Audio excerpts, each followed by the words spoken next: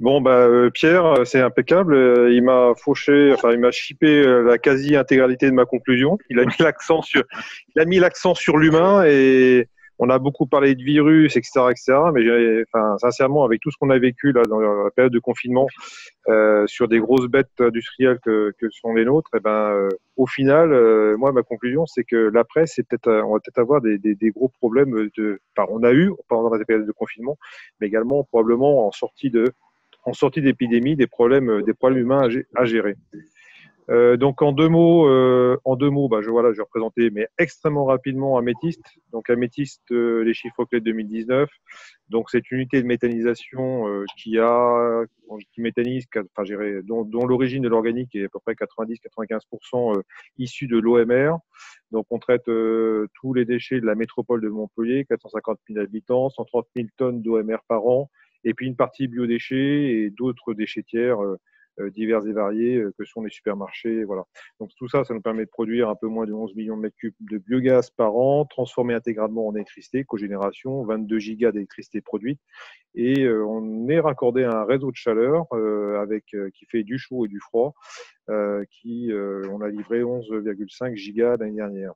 En valorisation de matière, donc 33, enfin entre 33 et 34 000 tonnes de compost livrés, donc intégralement normé. Et puis valorisation ferreux et non ferreux. Et donc là, même problématique que Pierre sur les sorties les valorisations de métaux. Alors nous, on va pas vers le nord sur les métaux. On a la chance d'être proche du soleil, donc on va plutôt vers le sud.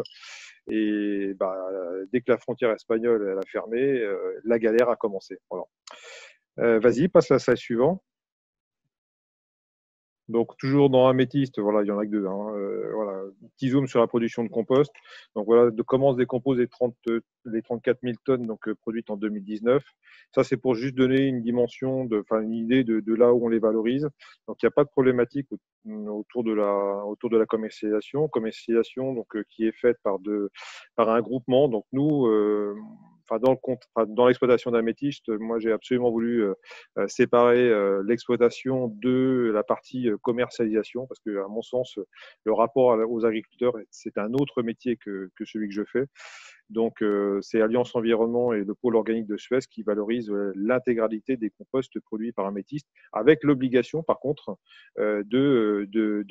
d'écouler les composts fournis, enfin livrés au fil de l'eau, parce qu'on a une capacité de stockage sur site. Hein, on est complètement bâtiment couvert et quasiment en centre-ville. On a une capacité maximale de 1500 tonnes, 1500 tonnes environ. Voilà. Allez, vas-y. Suivante. Merci. Alors voilà, le 16 mars, si on fait un petit flashback, les priorités, voilà, donc on se dit, c'est la grande inconnue, hein, surtout sur les installations industrielles comme les nôtres, et encore plus inconnue parce qu'on est sur des process qui sont quand même organiques et donc extrêmement fragiles. Donc le premier, c'est l'humain, effectivement, la sécurité des salariés. Donc là, je rebondis également sur ce que dit Pierre, hein. C'est-à-dire qu'on a une obligation de l'employeur d'assurer la sécurité des salariés, mais avec une énorme inconnue, c'est que le bazar, le Covid, on ne connaît pas, quoi. Donc, on a été amené à prendre tout un tas de mesures qui se sont révélées à peu près à 80-90% reprises par nos services centraux sécurité. Hein, Améthyste, c'est le groupe Suez, qui sont apparus au fil de l'eau, hein, ces recommandations. Mais nous, il a fallu qu'on soit extrêmement imaginatif au moment du 16 mars pour mettre en place les protections des salariés et tout de suite les rassurer pour qu'on poursuive le travail et l'acceptation des déchets. Alors donc là, c'est le deuxième point. Hein. L'absolue obligation, c'est la continuité du service public. Améthyste, 450 000 habitants qui viennent déverser leurs déchets sur Montpellier en pleine période de pandémie et il fallait assurer le service. Et puis, accessoirement, le troisième point, c'est faire gaffe aux 6 digesteurs. Donc, Améthyste, c'est 6 digesteurs Compogaz de 1500 mètres cubes. Et on avait une expérience. Alors, les difficultés rendent plus intelligents. C'est que on a eu un épisode de neige en 2018 sur Montpellier et de 2 jours qui nous a contraints à arrêter brutalement et verticalement l'alimentation des digesteurs. Et on a mis, alors voilà, ça c'est tout simple, hein, le digesteur, on arrête de les alimenter parce qu'on n'avait plus de matière entrante, hein, les BOM ne circulaient plus. Et ça, pour remonter en puissance les digesteurs, donc pour arriver à retrouver des performances à la tonne méthanisée, il nous a fallu à peu près 4 mois. Et donc ça, profitant de cette expérience-là, tout de suite, j'irai au moment de la crise, au moment du démarrage du confinement, je dirais attention. Donc il faut faire gaffe parce que il faut protéger les digesteurs pour qu'en sortie de crise, déjà, ils puissent résister à la période de confinement, hein, même si eux, ils n'étaient pas confinés, mais il fallait qu'ils résistent à cette période de confinement, mais que surtout, on galère pas pour remonter en puissance derrière. Donc les conséquences derrière, comme la Pierre l'a dit, il y a beaucoup de choses que je ne vais pas m'étendre dessus, mais on a eu des problèmes de refonte de planning, hein, parce que, alors peut-être un peu plus, hein, donc je reviens sur les questions de défection. Nous, on en a eu des défections qui sont louables, hein, garde d'enfants notamment, des populations qui sont parfois jeunes, donc voilà, arrêt garde d'enfants, des gens dont les épouses sont infirmières, etc. Donc ils se sont mis en arrêt, des salariés à risque, hein, j'en ai au moins 2 ou 3, des malades, on a eu 2 ou 3 ou 4 peut-être sur toute la période enfin pas de pseudo, comme ils n'ont pas été testés, on ne sait pas, hein, de personnes qui suffisent d'avoir le Covid. Et puis on a fait également tout de suite une mise en réserve de personnel stratégique pour le cas échéant. Bah voilà, s'il y a trop de personnes malades en même temps, bah on a cette garde à la maison donc on a confiné volontairement certains salariés. Donc tout ça, ça fait que bah, le 100% de production maximale sur l'usine, bah, il n'était pas possible. Donc on a volontairement abaissé les charges traitées sur l'usine. Et puis, donc ça, parce qu'il manquait manifestement du personnel. Et surtout, je rejoins tout ce qui était dit avant, grosse problématique de déchets verts. Grosse problématique de déchets verts. La métropole de Montpellier a tout de suite fermé ses déchetteries.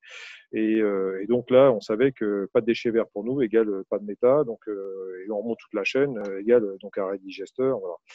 Donc ça, on s'en est aperçu tout de suite. Hein, dans le plan de continuité d'activité, on l'avait identifié. Donc je tire la parenthèse. Donc on s'en est très bien sorti et grâce aux deux entreprises qui nous font la reprise des composts et appellent comment dirais-je, aux plateformes régionales, hein, Alliance Environnement et Pôle Organique, nous ont alimentés. Donc on a été précautionneux, on a géré en fonction d'eux. On avait tablé sur un confinement d'1 mois et demi, et on a été dedans. Voilà. Et puis après, toutes les mesures de protection des salariés à mettre en place au moment du confinement. Alors, pardon. Une parenthèse, donc au niveau des EPI, alors là, les EPI, ils ont été mis sous clé, hein, quasiment au coffre-fort, parce que je craignais énormément les vols. Donc on avait des stocks de masques FFP2 en quantité. Et surtout, la chance qu'on avait, par contre, on avait une chance, c'est que, alors on a une malchance parfois, mais une chance aussi, c'est que on a de l'ammoniac et donc on a des masques à cartouches. Voilà. Donc côté masque à cartouches, et on avait des gros stocks de cartouches. Donc là-dessus, on a très rapidement imposé le masque à cartouches plutôt que le FFP2. Donc on a été très économe en EPI. Vas-y, passe la slide suivante, s'il te plaît. Pour vous donner une idée, à un moment donné, à force d'afficher sur les portes, etc., toutes les mesures de précaution à mettre en place et à suivre par les salariés, bah, on en avait partout placardé sur tous les murs, etc. Donc on a tout rassemblé ça à un moment donné. Donc on en a hein, sur les portes, mais on a tout rassemblé sur deux. On a libéré 2 tableaux d'affichage, un côte à côte, et on a stocké à peu près. Et ça peut vous donner une idée de tout ce qu'on a mis en place. En termes de protection des salariés, d'obligations, de contraintes, voilà. Et donc, choses qui seront logiquement, qui ne sont pas trop déconnantes quand on voit les recommandations du ministère du Travail sur le document qui ont sorti très, très récemment sur la sortie de confinement. Donc, logiquement, je ne pense pas qu'on soit trop en divergence à ce moment-là. Vas-y, passe la slide suivante. Alors donc effectivement, donc là maintenant on pense au déconfinement qui arrive. Donc là, reprise des déchets verts. Donc là c'est un énorme ouf de soulagement. C'est-à-dire qu'on a l'impression d'avoir fait un viaduc entre les deux périodes de fermeture de déchetterie. Ça a tenu bon. Et à ce jour, en tout cas, les performances des digesteurs, elles sont pas entamées. Donc, pour vous donner une idée, les digesteurs ceux qui nous font le compost, ceux qu'on alimente plus, on les alimente à peu près entre 45 et 50 tonnes par jour. On les a baissés volontairement à 35 tonnes. Donc, grosso modo, en termes de remontée en charge, en une dizaine de jours, ça sera fait. Par contre, si on était descendu à zéro pendant une ou deux journées, c'était la catastrophe. Donc voilà. Et puis, par contre, on a pris du retard sur les grosses maintenances. Parce que bon, on a fait quand même intervenir parce que le temps était aussi plus calme. Hein, on avait des périodes, il y a certaines entreprises qui ont voulu intervenir, qui ont pu intervenir. Donc on a profité pour faire des maintenances, mais il y en avait certaines qui étaient pas programmées. Notamment on a une grosse maintenance E70 sur un moteur de Cougé. Donc lui qui devait partir en Allemagne par exemple, lui cette maintenance-là, elle n'a pas été faite. Voilà. Et puis donc toujours dans ce plan de reprise d'activité, donc les aménagements complémentaires par rapport à cette reprise. Donc bon, dans notre groupe, on parle aujourd'hui de port de masque obligatoire, quel que soit le poste de travail. On parle de prise de température à l'arrivée des postes, d'aménagements complémentaires sur les salles de pause, etc., etc. Bon, voilà. Donc j'espère, enfin je suis pas chaud en tout cas pour ce genre de mesures. Je pense que c'est un peu excessif. Et puis, encore une fois, peut-être que les salariés ne comprendraient pas qu'on passe à des mesures aussi contraignantes du fait que, bah, voilà, nous, on a passé la période de confinement et on est resté à ces mesures-là. Voilà, le bilan de l'après-crise, ce que j'en tire, c'est que côté hygiène, la culture la mise en place de l'agrément sous animaux qu'on a fait il y a 2 ou 3 ans avec la démarche HACCP, elle nous a bien aidé parce que, encore une fois, désinfection, la présence de désinfectants sur place, les habitudes, hein, le nettoiement des bleus, les 3 passages par jour des nettoyages, etc. Tout ça, c'est dans la culture. Et donc, finalement, c'était vraiment une bonne chose. Donc, c'était pas une découverte. La lutte contre les bactéries ou les virus, pour nous, c'est pas vraiment une découverte. Après, il a fallu adapter, il a fallu imaginatif, mais c'était quelque chose qui était déjà découvert. Bon, l'unité industrielle, elle a resté au confinement. Voilà, donc ça, c'est quand même un bon point. C'était pas gagné d'avance. Unité industrielle, pas un incinérateur organique, hein, donc un peu plus, quand même très sensible. Un autre point également, troisième point, c'est que le pilotage des refus. Bon, quand vous rentrez une tonne d'OMR, bah, vous ressortez à peu près 40 à 50% de plastique, hein, et donc qu'on met sous forme de compactine, enfin de gros compacteurs semi-remorques, et donc on les envoie un peu où on veut.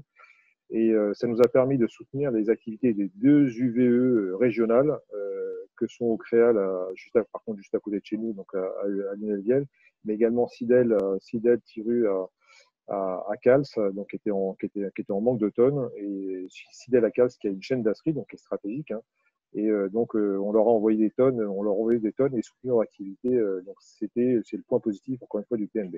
Et puis l'avenir, donc croisons les doigts pour que tout le monde se rende compte de l'importance de l'hygiénisation, qui dans tous les débats au niveau du ministère et autres ces temps derniers, à mon avis, était peut-être un peu négligé, notamment sur le traitement des biodéchets. Alors, est-ce que nos petites et grandes installations industrielles qui sont en capacité de garantir ces performances sur l'hygiénisation, elles seront mises en avant, ou alors est-ce que, compte tenu de la crise, les unités industrielles, bah, elles seront mises à mal. J'en sais rien. Voilà, c'est des questions. Et puis, la conclusion, voilà, je l'ai dit, la conclusion, c'est sur l'humain. Donc, sur une grosse masse salariale, on a quand même à peu près 70 collaborateurs sur un métiste. Bah, je vois un peu de tout. Je vois la peur des autres, je vois la perte de rythme de travail. Il y a des gens qui sont pas venus travailler pendant plus de 2 mois, qui sont encore en arrêt. Donc, le retour au travail, ben, il faudra l'accompagner. Ça va pas être chaud. Ça va pas être simple. Et puis, bien sûr, on a eu une belle solidarité, hein, des gens qui sont venus travailler avec une grosse inconnue en face d'eux, hein, qui était le virus. Donc, tout ça a soulevé les liens au niveau de l'usine. Voilà, je s'en ai terminé. Merci à tous.